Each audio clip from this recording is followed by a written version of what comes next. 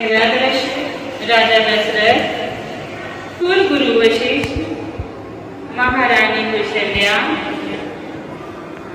महारानी कैकेयी, महारानी सुमित्रा अपने कुल देवता सूर्य भगवान की आराधना करते हैं। तत्पश्चात गुरु वशिष्ठ जी महाराज दशरथ से कहते हैं, राजन, आज बहुत ही शुभ मुहूर्त है। कुल देवता सूर्य उत्तीर्ण हो रहे हैं। आप जो कुछ भी मांगोगे वह अवश्य प्राप्त होगा। राजा दशरथ, गुरुदेव, आपकी कृपा से अपार वैभव, सुख, समृद्धि, कृति सब कुछ है, परंतु एक ही कमी है जो हमें व्याकुल रखती है। गुरुदेव, कुल देवता सूर्य भगवान से हमारी यही प्रार्थना है कि सूर्य वंश का सूर्य दशरथ के साथ ही अंत ना हो जाए। तब गुरु वशिष्ठ कहते हैं, आप निराश ना हो, सूर्य भगवान आपकी मनोकामना अवश्य पूरी करेंगे, परंतु इसके लिए पुत्र कमेष्ट यज्ञ कराना होगा। तभी और कहती हैं, गुरुदेव, इसमें देरी क्यों, आप यज्ञ का आयोजन कीजिए। गुरु वशिष्ठ बोलते हैं, परंतु देवी, हम वो यज्ञ नहीं कर सकते। यह अर्थवेद के ज्ञाता ऋषि श्रद्ध मुनि इसके विशेषज्ञ है। यह यज्ञ उन्हीं के द्वारा संपन्न होगा। दशरथ गुरुदेव को प्रणाम कर राजा दशरथ और गुरु वशिष्ठ श्रद्ध मुनि की आश्रम की ओर चलते हैं। आश्रम में श्रद्ध मुनि ध्यान लगाए बैठे हैं। राजा दशरथ उनके चरणों को पकड़कर बैठ जाते हैं। आंखों से आंसू बह रहे हैं तथा ऋषि का ध्यान उठता है और राजा को आशीर्वाद देते हैं। राजा प्रसन्न होकर वापस अपने यज्ञशाला में ऋषियों के साथ राजा दशरथ भी शामिल होते हैं। तभी यज्ञ देवता प्रकट होते हैं और राजा को खीर से भरा पात्र देते हैं। राजा दशरथ उस पात्र को लेकर महल में अपनी रानी के पास आते हैं। खीर का आधा हिस्सा कौशल्या को तथा आधा हिस्सा कैकेयी को अपने अपने खीर का आधा आधा हिस्सा निकालकर रानी सुमित्रा को खिलाती है।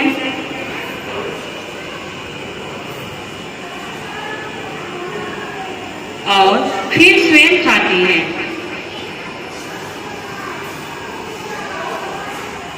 राजा दशरथ राजमहल में चिंतित मुद्रा में टहल गए हैं। तभी एक दासी आती है, बधाई हो महाराज, बधाई हो, महारानी कौशल्या ने पुत्र को जन्म दिया है।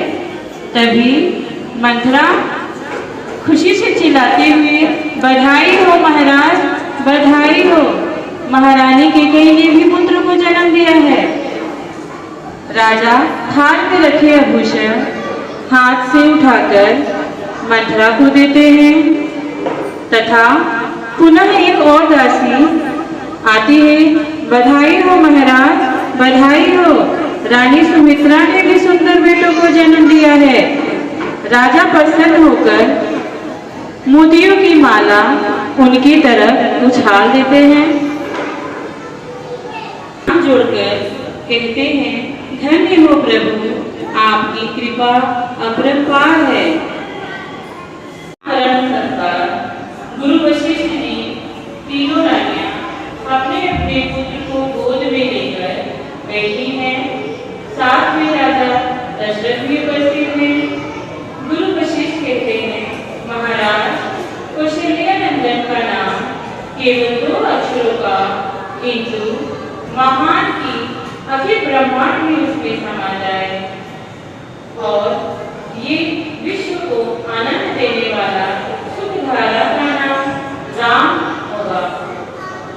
दशरथ समेत सभी रानियां बहुत प्रसन्न होती हैं।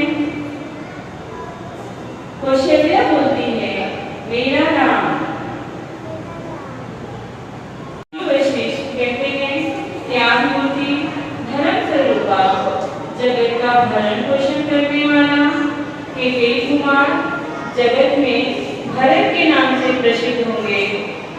सुमित्रानंद, ये समस्त लक्षणों से युक्त इनका नाम लक्ष्मण, और ये छोटे कुमार छोटे हैं पर इनका नाम से शत्रु दहर उठेंगे, इसलिए इनका नाम शत्रुघ्न होगा।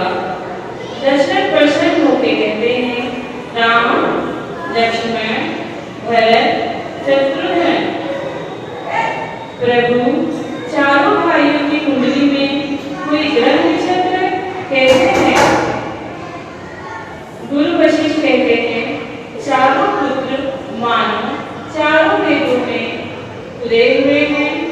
महाराज, कोई दोष, कोई आरोप, कोई अमंगल है ही नहीं। इन चारों मंगल मूर्ति में हैं।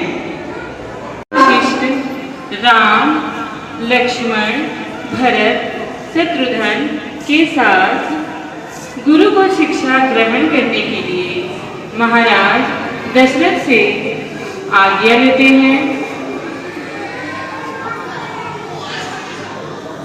गुरु का कर्तव्य है कि वह अपने शिष्यों को मजबूत बनाए ताकि जीवन में वह हर परिस्थितियों का सामना कर सके। अतः हम नित्य प्रति नए नए विषयों का अध्ययन कर अपने जीवन के मार्ग को सुगम बनाएं। चारु चरण चलते चलते श्री रघुवर तक ऐसे पहुँचे। विश्वामित्र जी राम और लक्ष्मण के साथ सीता स्वयंवर में प्रवेश। राजा जनक द्वारा विश्वामित्र जी का स्वागत तथा उचित स्थान प्रदान करना।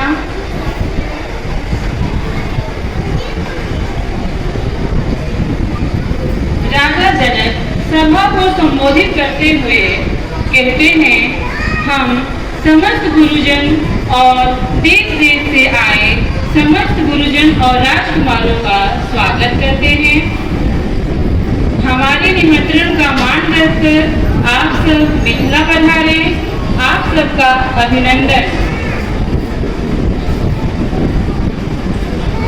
तब एक एक कर सभी राजाओं द्वारा धनुष तोड़ने का प्रयत्न। सर्वप्रथम उत्कर्ष राजा, तनिष्क राजा धनुष की तरफ बढ़ते हैं।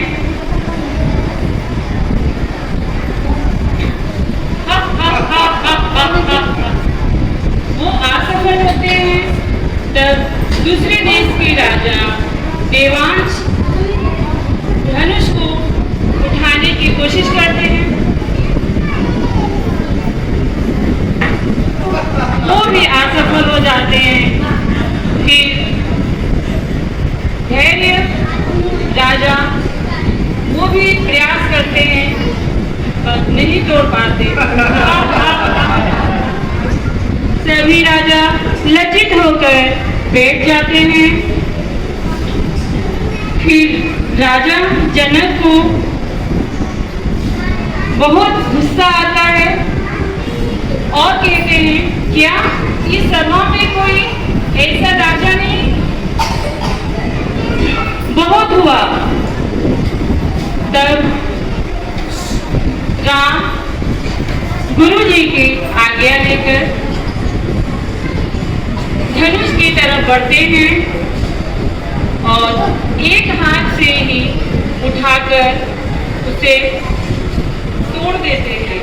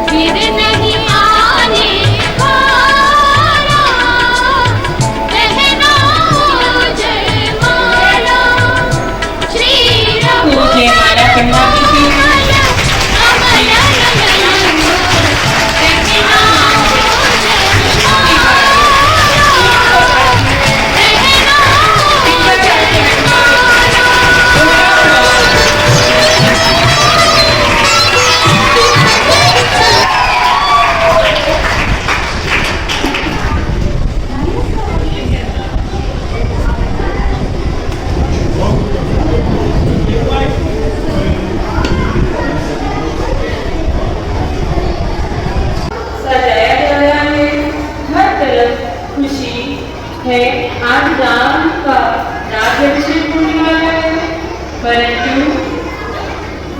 हर तरफ खुशी है आज राम का राज्याभिषेक होने वाला है, परंतु मंथरा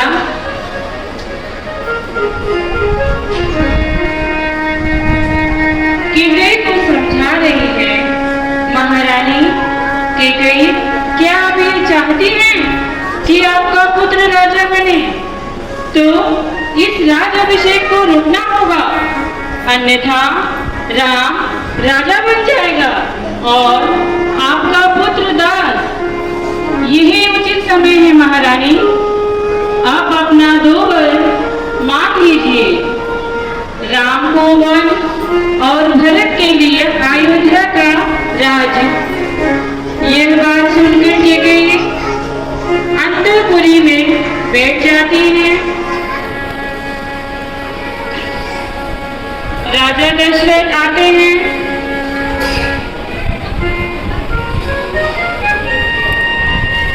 कैकेयी को समझाते हैं, परंतु कैकेयी नहीं मानती है।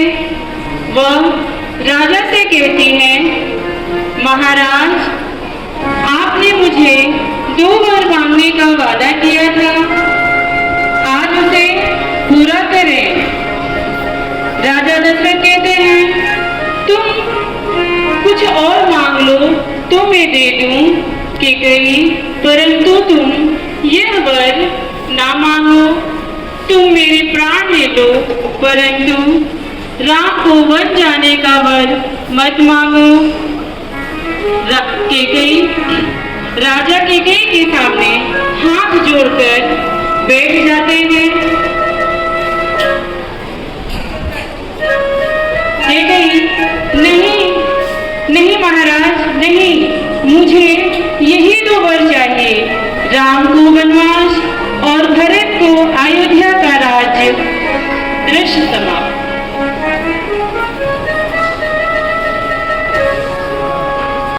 राजा दशरथ राम वियोग में मूर्छित अवस्था में है।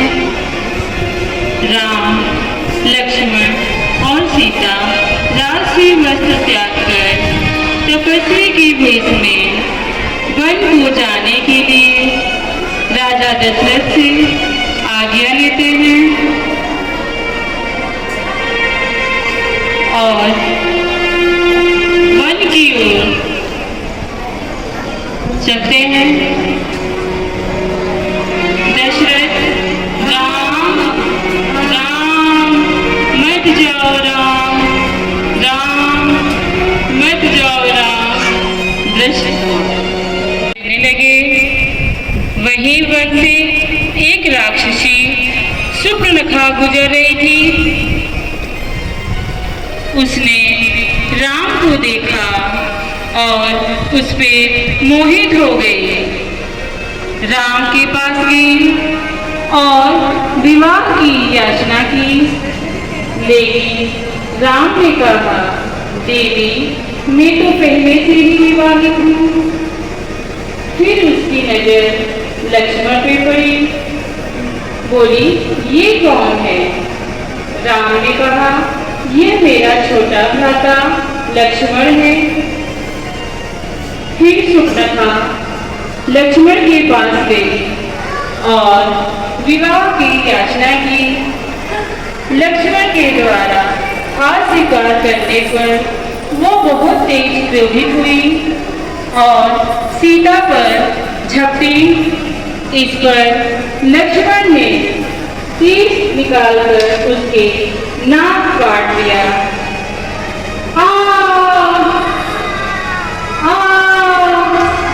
मैं अपने इस अपमान की बदला जरूर लूंगी।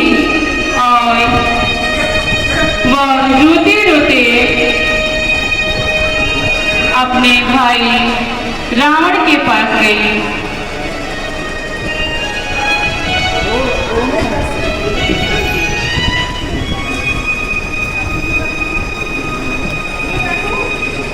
रोते हुए अपने भाई रावण के पास आई और बोलने लगी, भैया वन में 2 वनवासी राजकुमारों ने मेरे नाम काट दिया है।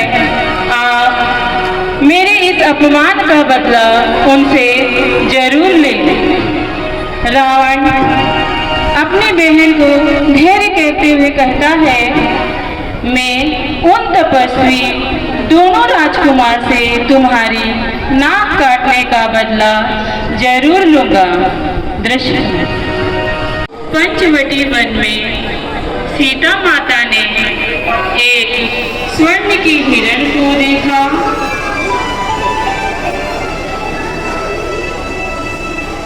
रंग सुनहरा चित्र की सुंदर सीता को मन भाए, कोई जाए इस मित्र को शीघ्र लेकर आए। सीता माता की इस बात को सुनकर श्री राम मृग की खोज में जंगल की तरफ चल दिए।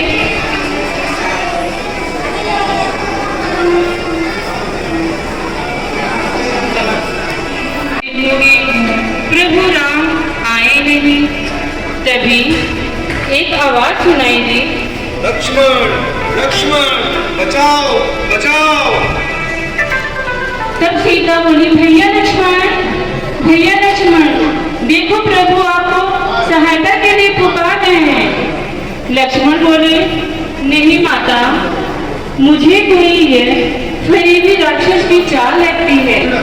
नहीं लक्ष्मण, तुम शीघ्र जाओ, मेरी आज्ञा का पालन करो।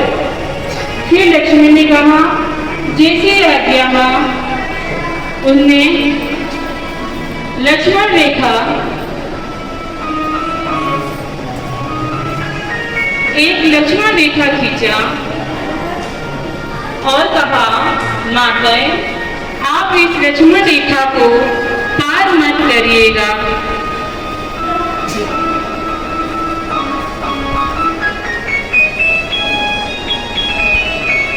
दृश्य समाप्त।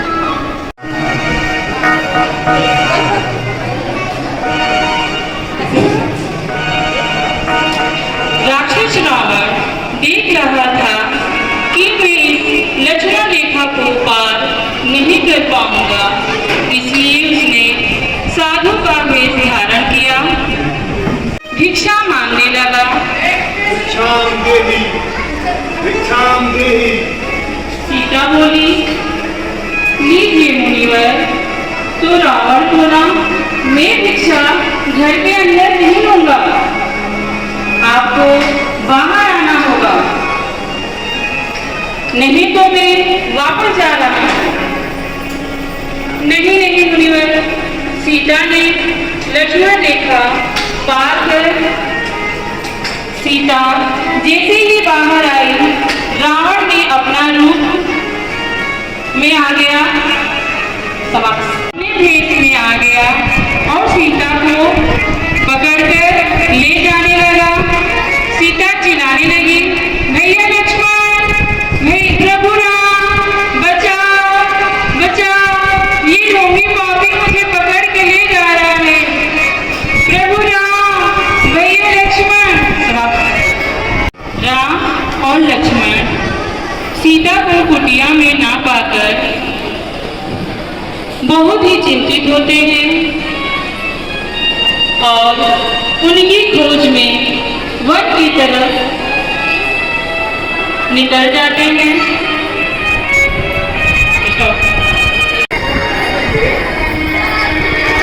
राम लक्ष्मण की मुलाकात हनुमान से होती है। हनुमान राम को देखकर उनको गले लगा लेते हैं।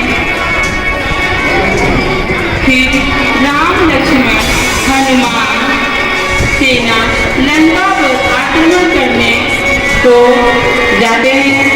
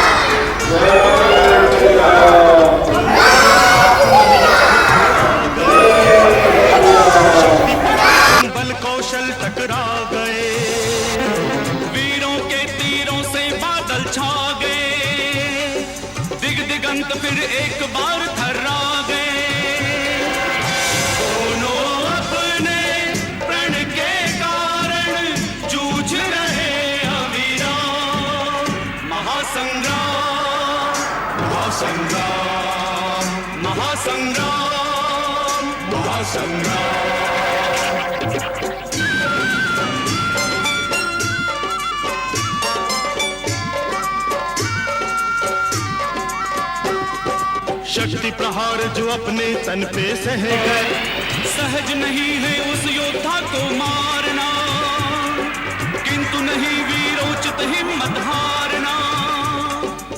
जीते जी रण छोड़ के जाना, वीरों का नहीं काम। महासंग्राम महासंग्राम महासंग्राम महासंग्राम।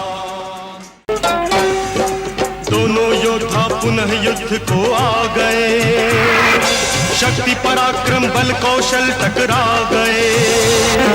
वीरों के तीरों से बादल छा गए, दिग दिगंत फिर एक बार थर्रा गए। दोनों अपने प्रण के कारण जूझ रहे अविराम। महासंग्राम महासंग्राम महासंग्राम महासंग्राम।